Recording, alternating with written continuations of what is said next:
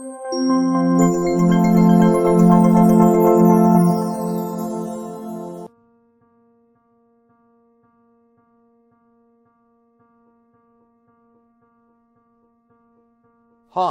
are you looking for a new granite or quartz worktop quote? Are you getting confused with all the options available to you or struggling with the industry lingo? If you are, don't worry, we're here to help you. In this video we explain the 3 ways that we can work out a quote depending on the customer's industry knowledge.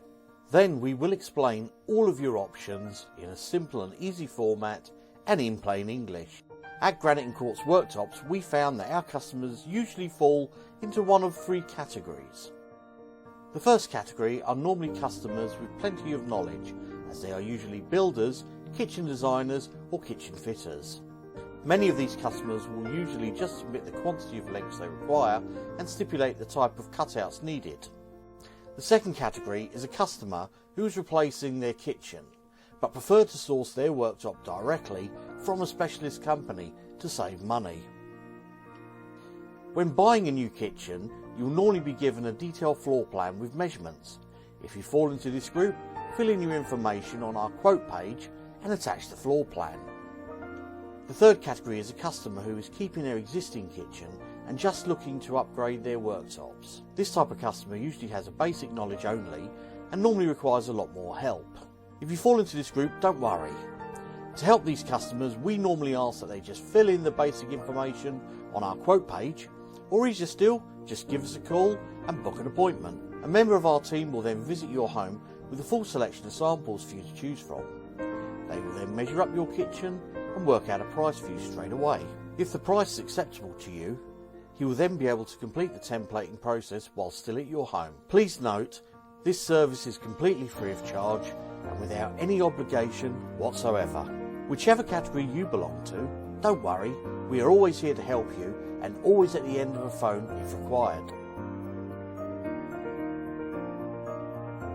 Okay, so by now you should know which method of quoting works best for you. Let's now take a more detailed look at cutouts. We can start with the sinks. There are 5 types of sinks: an insert sink, an undermounted sink, a twin undermounted sink, a Belfast sink and a butler sink.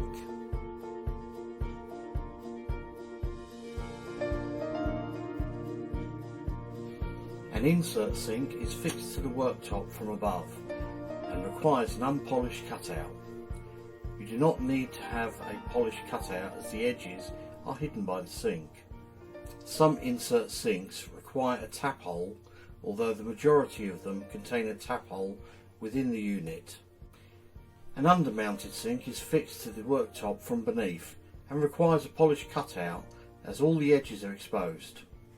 An undermounted sink can have either a single or a double bowl, and nearly all types will require a tap hole. Twin undermounted sinks are the same as a regular undermounted sink, but they have 2 polished cutouts. This configuration is less practical than a double undermounted sink, but can be the perfect solution for customers that require specific size bowls. A Belfast sink sits on top of a special sized cabinet and fits under the worktop. With this type of sink you require a polished cutout as all edges are exposed. Depending on the size of the sink, this may be supplied in 3 sections, as the thin back section is prone to damage during transit.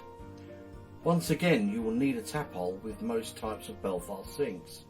A butler sink is often confused with a Belfast sink, but there is a major difference between them. A butler sink sits higher than a Belfast sink and as such does not require polished edges, as they are usually sealed with a silicone to the side of the sink. To complete the exclusive look for undermounted and Belfast sinks, many customers choose to have a drainer incorporated. Drainers can either be in the form of angled grooves or a graduated recessed area around the sink.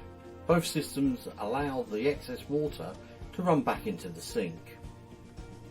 All hobs require an unpolished cutout similar to an insert sink.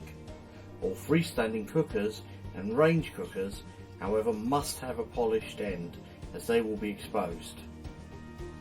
An upstand is a 20mm thick section of material that is usually 100mm in height and sits against the wall at the back of the worktop. Decorative in nature, they are primarily used to hide the joint between the wall and the back of the worktop, as most walls are not straight. They can give a little protection to the wall, but for heavy use areas of the kitchen it is better to use a splashback. A splashback is the same thickness as an upstand, but is usually greater than 200mm in height. These are normally used behind a sink or a hob to protect the wall and provide a surface that is easily cleaned. Hopefully by now most of the basics have been covered and you should feel more knowledgeable about stone worktops. If you have any further questions, please get in contact with us. So now your next step is to get in contact with us and request a quote.